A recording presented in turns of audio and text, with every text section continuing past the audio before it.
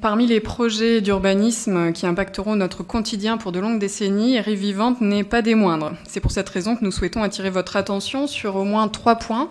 Certains seront convergents avec ce qui vient d'être dit, d'autres pas. Et je compléterai, donc là c'est plutôt une explication de vote, je compléterai ensuite par 2 questions concernant davantage la convention prévue avec Alter Public. Donc 3 points d'attention. Tout d'abord, d'après la délibération, la concertation cible les habitants, les associations locales et les autres personnes concernées. Ce dernier terme est très vague. Les incidences de ce projet dépasseront largement les riverains et toucheront à des questions d'urbanisme, de patrimoine, de paysage, d'écologie, de mobilité, d'économie circulaire, de commerce, d'accès à l'hôpital, etc. Il sera important de convier formellement ces différents secteurs qui ne sont pas mentionnés dans cette délibération. Ensuite, les modalités de la concertation sont très peu détaillées. Il y aura une ou plusieurs réunions publiques, une ou plusieurs permanences. Et les supports pour communiquer sur cette concertation ne sont pas étayés. Seule la voie de presse est évoquée, ce qui, le cas échéant, serait bien insuffisant pour prétendre conduire une concertation sur un projet aussi central pour Angers. Enfin, et non des moindres, la délibération évoque les sites à aménager et précise que le projet pourra évoluer selon les issues de la concertation. Et en même temps, on apprend par voie de presse qu'il y aura, par exemple, une collectrice qui permettra aux automobilistes venant du pont de Verdun et allant vers Nantes de rejoindre directement la voie des Berges. Aussi, 2 questions. Cela signifie-t-il que finalement le projet est déjà arrêté ? Et cela signifie-t-il que de nouvelles infrastructures routières vont être construites en plein cœur de ville ? Nous souhaitons que vous puissiez nous expliquer plus clairement comment vous allez résoudre cette équation du 5e degré, c'est-à-dire comment peut-on envisager une reconquête paysagère et patrimoniale aux abords du pont de Verdun, garantir une transition écologique et en même temps développer l'accès à la 4 voies. On a quasiment l'impression d'un projet de Shadok qui continue perpétuellement à alimenter ce qui précisément entrave cette reconquête de la Maine.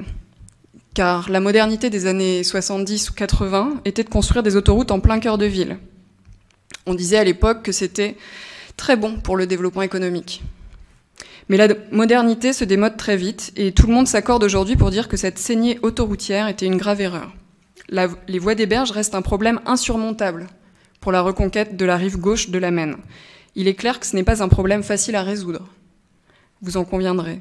Mais on ne résout pas non plus un problème en l'enterrant, fût-ce sous une dalle de béton, de plusieurs milliers de tonnes. En raison de cette faute initiale que l'histoire jugera sévèrement, tout comme elle a jugé la construction de l'autoroute urbaine, les aménagements qui peuvent être réalisés sur la rive gauche de la Maine ne pourraient être au mieux que des pis-aller. Certes, la reconstruction de continuité écologique, la construction de liaisons douces sont de bonnes idées, mais qui aura envie de se promener au bord d'une 2x2 voies dans le bruit et la pollution ? Qu'on soit après Covid, peut-être plus intolérant au bruit, ou avant Covid, on a rarement vu, en effet, des piétons se promener au bord d'une 4 voies. Il est urgent de cesser de tels aménagements irréversibles, tant d'un point de vue urbanistique que financier. Il est urgent de laisser la possibilité aux générations futures d'adapter aisément la ville qui leur aura été léguée. Pour cette raison, et faute de précision sur la résolution de cette équation du 5e degré qu'est la rive gauche vivante, nous nous abstiendrons donc sur ce vote et le suivant. Je poursuis de manière brève sur 2 questions, sur 2 points particuliers concernant la convention du mandat d'études et de réalisation pour la période 2020-2027 attribuée à Alter Public, afin que nous puissions voter en effet en bonne connaissance, mais surtout que les Angevins puissent avoir un peu plus d'éléments sur cette convention. Tout d'abord, pourriez-vous préciser les raisons qui ont guidé le choix de conventionnement avec Alter Public ? C'est une question plus large. Pourriez-vous préciser les cas où la ville d'Angers fait appel à Alter Public plutôt qu'à Altercité ? Et ensuite, pourriez-vous détailler ce que couvre la rémunération du mandataire, Alter Public, qui s'élève ici à 2 043 000 €, soit 14% du coût total du plan programme Rives Vivantes.